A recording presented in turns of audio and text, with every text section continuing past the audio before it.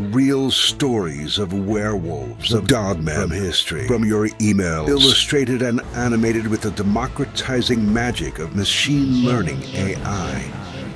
Welcome to Scary Stories. The Nasty Old Woman and the Werewolf. Dear Scary Stories NYC, I have a story to tell you about something that I guess must have been a werewolf. It wasn't anything like the way they are presented in the movies, although on the other hand, it was just like a Hollywood special effect that happened in front of the eyes of everyone who was there that night. I guess the only way it'll make any sense at all is just for me to start at the very beginning. This is not your typical werewolf story for a number of reasons. Among those reasons is the fact that the logical place to start is when I walked into a small, fast food restaurant in a small town outside of a small city down in South Carolina. I was traveling from New York to Florida and I had a 3-hour layover before my next train boarded. I decided to find a local eatery and have something substantial for dinner. After wandering around for almost 15 minutes, I realized the best option was this particular non-chain burger place. They seemed to be trying to copy McDonald's and KFC and Nathan's and everything else too. There were 3 people online in front of me, and they all seemed to be having a hard time ordering. Then, after each was handed a tray of food, they would file off to find a seat in the dining area. And as they would do so, they would pass this overweight old lady sitting at the first table. She would glare at them, give them a rude nickname, then make a prediction of what they would do, as though she weren't speaking loud enough for them to hear. "Skinny little dog can't wait to sit next to a window and look at her own reflection," she mumbled as one woman walked by. The woman did not sit down by a window or look at her reflection. The next customer to take his tray of food was a white-haired gentleman. As he walked past the chubby woman, she muttered, "Stupid old man gonna sit there scratching his butt." He actually stopped and looked at her before shaking his head and sitting down. He didn't scratch his butt, by the way, so the woman was not really very good at predicting the future. I wondered at first if she even knew she was speaking out loud or not. I realized she might not be sane, and I wondered if she might actually be dangerous in some manner. It was my turn to order, and I could see why the people before me had taken so long. The place carried all kinds of food, according to the fading, handwritten signs all around the ordering area. The first 3 dishes I named, though, they were out of. The waitress looked young, but sounded old. She didn't apologize when something was out of stock. Instead, she acted like I was a complete lunatic for thinking they would have that available. "You want what?" she would ask, loud enough for everyone to hear. "Why the hell would you think we had that?" Each time I would point to a sign listing that item and naming the price of it, and she would get more and more unhappy with me. It was as though she thought I had written the signs myself and posted them there just to annoy her. I eventually got what the white-haired man before me got, just so I could sit down. I had entirely forgotten about the mean, chubby woman, but she hadn't forgotten me. As I walked past her with my tray of whatever, she mumbled, "Mr. Picky Pants is finally done. Now Mr. Picky Pants is going to sit down and pick his nose." I actually heard 2 of the other patrons laugh at this. I felt kind of betrayed. I hadn't laughed when she made fun of them. It was as though she were winning the crowd over. And anyway, I wasn't even being picky. I had ordered the first thing they actually had in stock. So I sat down, annoyed, and ate the cruddy food. That mean lady glared around at all of us. I glared around at everyone too, and the rest of them just stared down at their food and ate silently.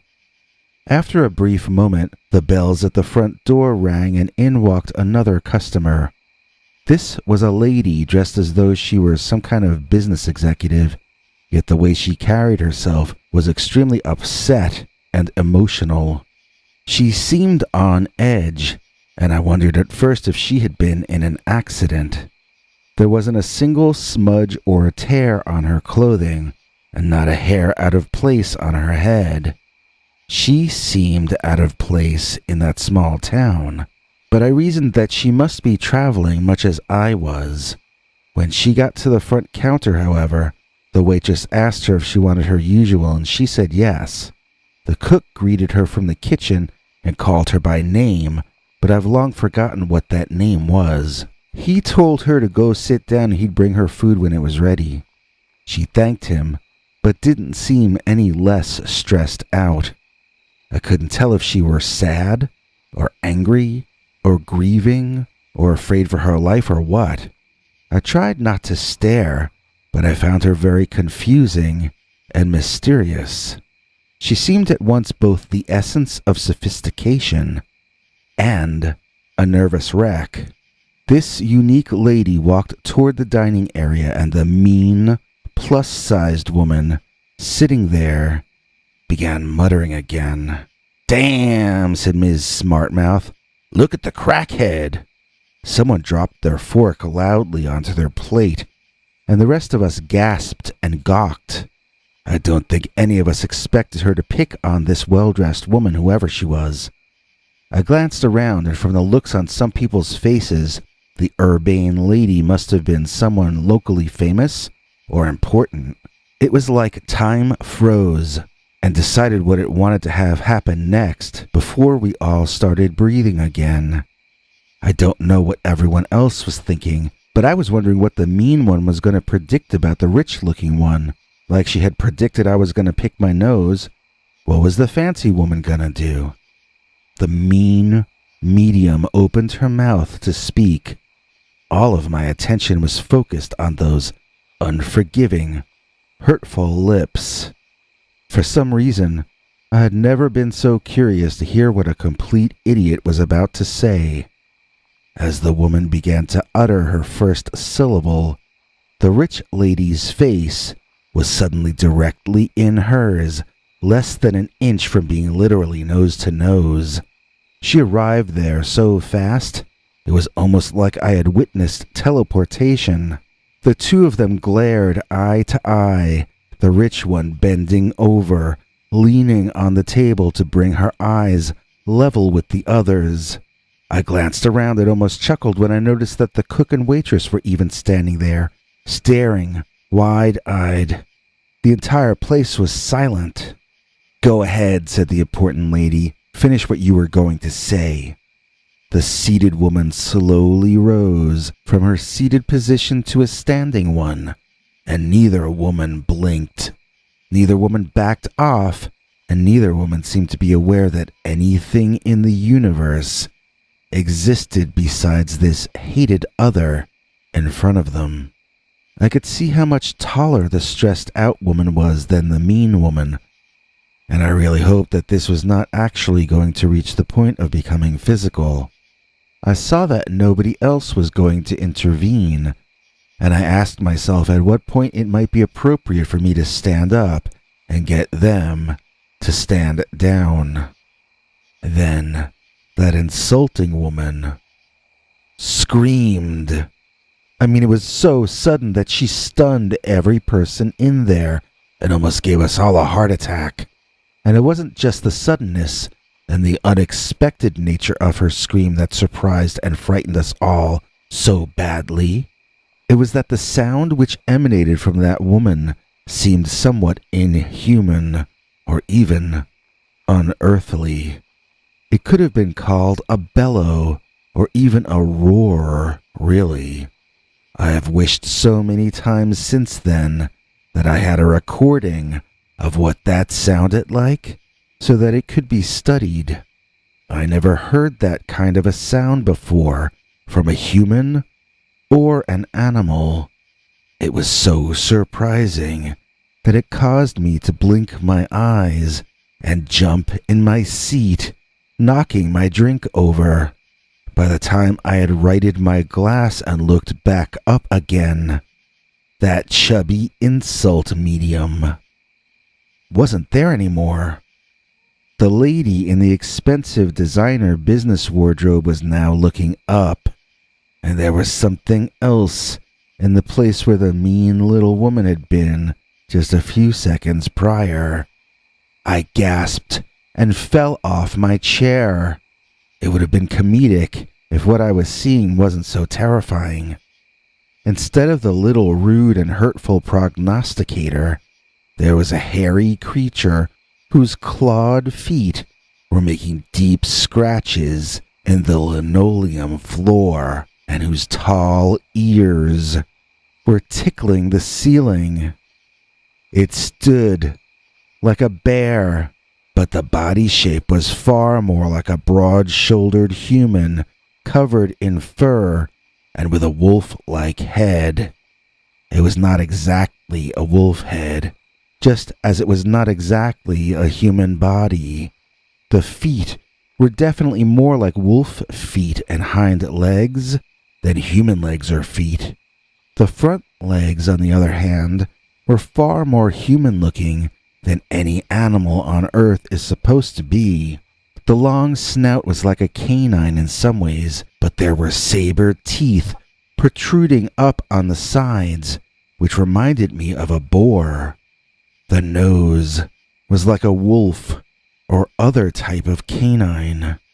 The eyes on the apparent werewolf seemed insane, and I climbed over my table to get toward the exit. I found that I was about the fourth to decide to do this, and that there was a log jam as we all climbed over each other to get out of there. I briefly caught sight of the waitress and the cook exiting through the rear, but I did not catch any more glimpses of the werewolf or the other woman.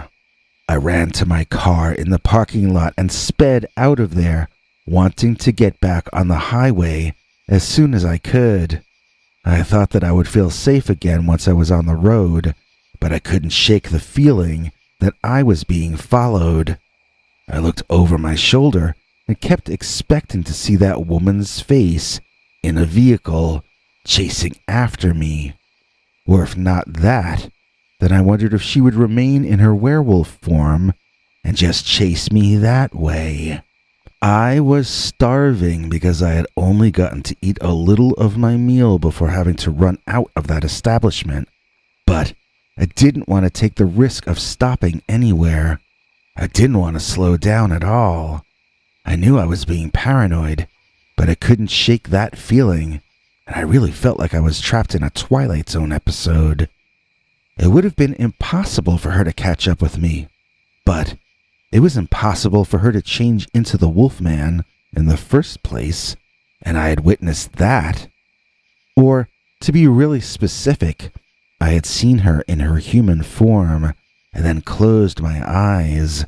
When I opened them again, there was a tall werewolf-like being in the place of that woman. I never saw her transform.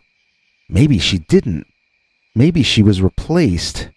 Or maybe one or the other form was actually an illusion or projection. Maybe she only tricked our minds into perceiving her as the werewolf. Or maybe she really was the werewolf and the human form was the trick. Then again, what if there were two people or two entities involved in this somehow? I don't know what happened that night, and I've never had reason to drive over in that direction again. I'm still way too paranoid about what happened to even tell you where it was, but let's just say the Southwest. I'm convinced that if I tell you where I saw her, she'll get angry and come after me. I've never really been the same again after the night that I saw the nasty old woman and the werewolf. What bigger than a waffle on your plate? engraved. It's the waffle beanie from NYC. Scary fashion for spring, you see. Black, birch, camel, navy, rust, or heather gray. One of these colors is just your way. Wear this hat and you'll be it. Link in the description for this vid. Get your own scary stories, waffle beanie today. The Mayflower. Dogman.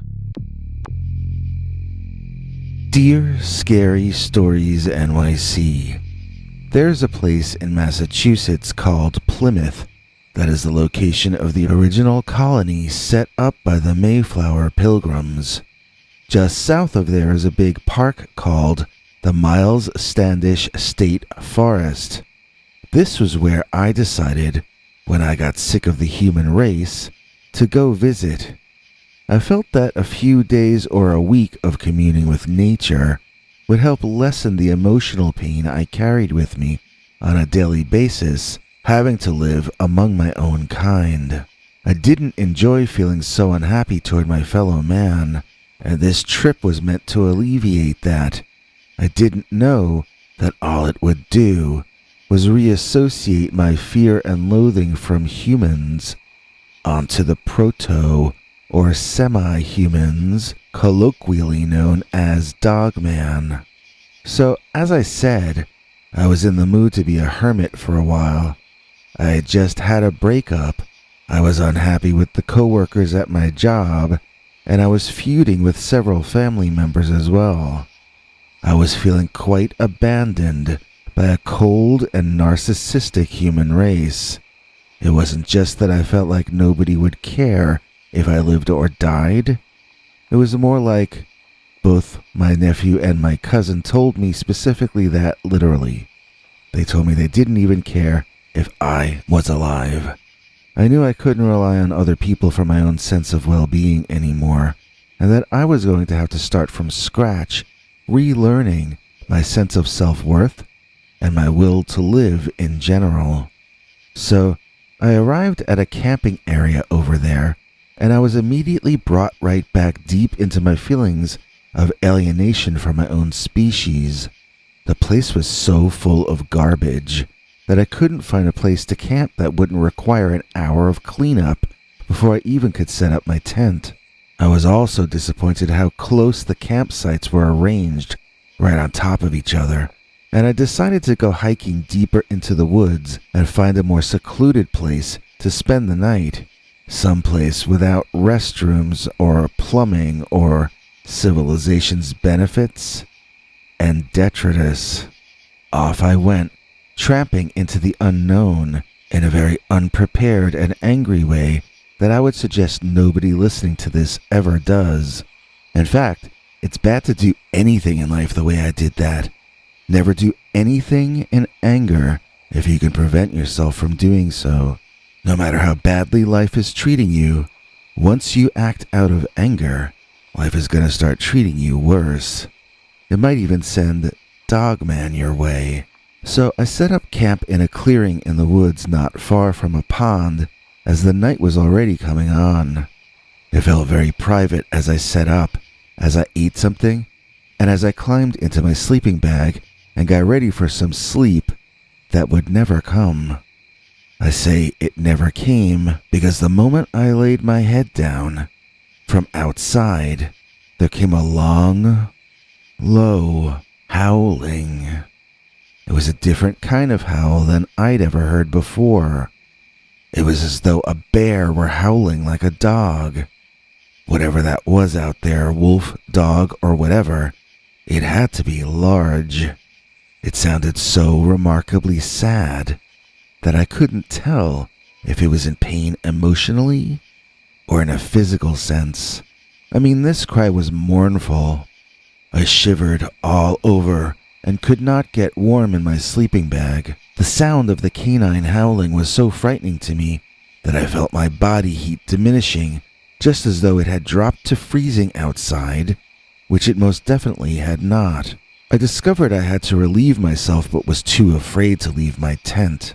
After some length of time, I could no longer hear the howling, and I decided to take a chance going outside to do my business. Cautiously unzipping my tent to look around, I saw nothing outside but the night. I practically ran to the nearest tree and did what I had to do. The night was quiet other than the crickets, and I was feeling less frightened by the second. I even felt a bit embarrassed for having been so scared over some dog howls. It seemed ridiculous as I finished up and prepared to return to my tent. And that's when I saw the eye shine.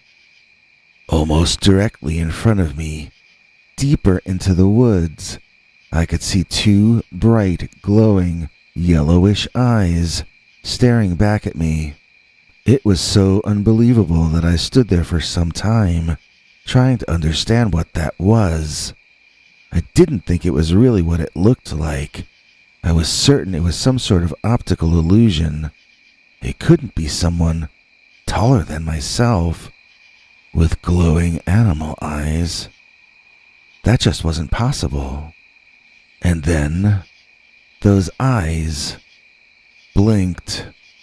I let out some pathetic-sounding little cry, and then I saw those eyes coming through the woods toward me, accompanied by the sound of the forest being torn through by some large beast. I screamed like a small girl when I was a fully grown man, and I ran back to my tent. As I climbed in, I looked one more time in the direction I had just come from, and I saw it. It was for about 2 or 3 seconds total, and even that might be stretching it, but I saw it all right. It was surprisingly close to what I had envisioned in my head when I heard the howling. It looked like a cross between a dog and a bear. It was too large to be a dog, and it was too fast to be a bear. It was standing and walking on its hind legs, and walking quite smoothly and gracefully. It was a dark color, probably dark brown, and it was heading straight for me. I slipped into my tent, zipped up behind, then began praying. I was kneeling down and praying silently. For some reason, I was trying to be as quiet as possible. I'm not sure why, since the thing obviously already knew where I was. I could see the outline or silhouette of the Dogman on the side of my tent, apparently cast by the moonlight. It was right there, a foot or two away, and it was smelling the entire exterior of my campsite. I kept praying, but now I included open weeping with my prayers.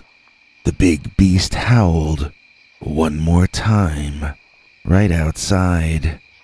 It was so loud, it hurt my ears and gave me that much more to cry about. Then, after the howl was done, I heard the only thing worse than the howl of a giant bipedal wolf. I heard the howl returned. From off in the wilderness, the sound of another monstrous beast howling made me feel certain that I was in the process of being surrounded by these werewolf-type things. When they howl, they're calling to each other, letting each other know their location, and sometimes calling the pack together. At least, that's how it is with real wolves and canines, so I imagined then and now that this is how it is with lycanthropic dogs as well. In other words, he called them, and therefore they were much more likely to come. I accepted the fact that I might soon be completely encircled with dogmen, and that my only defense would be a thin, polyester tent flap.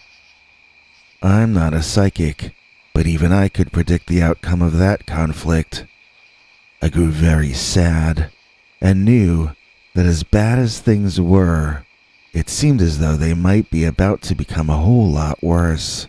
I waited, listening for the sound of the approaching dogmen. I looked through my stuff for something I could use as a weapon, but I found nothing. It was going to be my hands and my feet against their paws, their claws, and their fangs. Nevertheless, I had no plan of giving up.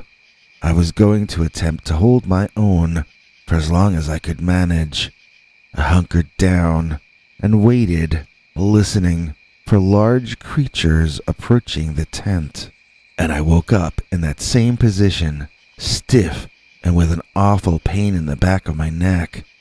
I must have fallen asleep like that. It was light out. I had lasted through the night. All I can figure is that when that dogman howled, and then the other one howled back, the second one must have told him about something more interesting than me. Like maybe the second one howled about a large pile of salmon sitting unguarded. Maybe it talked the dogman stalking me into going to see it and do something else. Maybe I got that stiff neck for nothing. The dogman might have already left while I was sitting there panicking. I got out of there alive, but humbled. I only survived because the predator got bored with me. That dogman could have taken me out in a second. So, really, it wasn't that people were terrible. It was that nature is terrible, and humans are a part of nature. It's a dog-eat-dogman world, and if you're still alive, don't worry. That will be corrected sooner or later.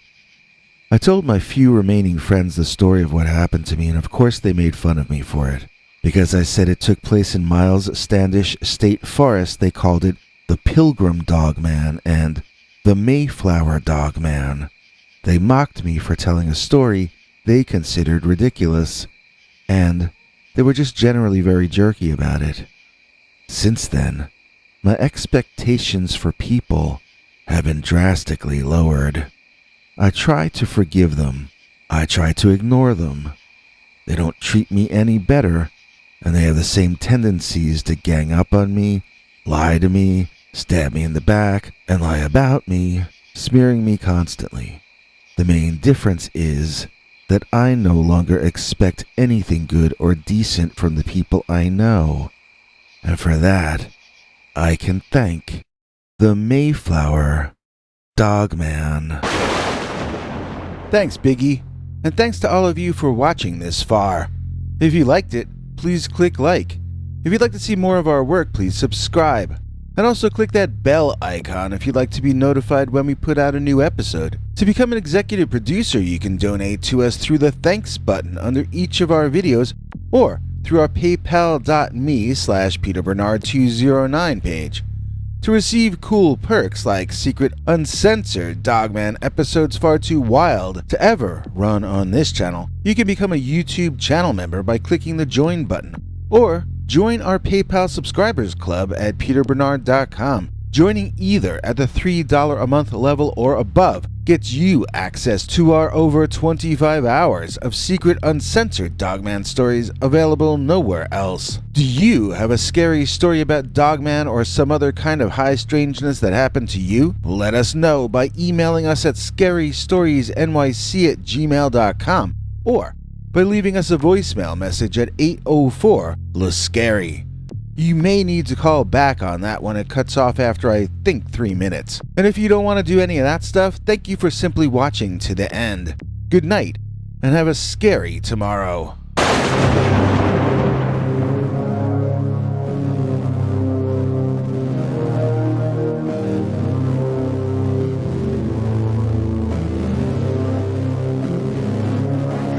Come back for more scary stories.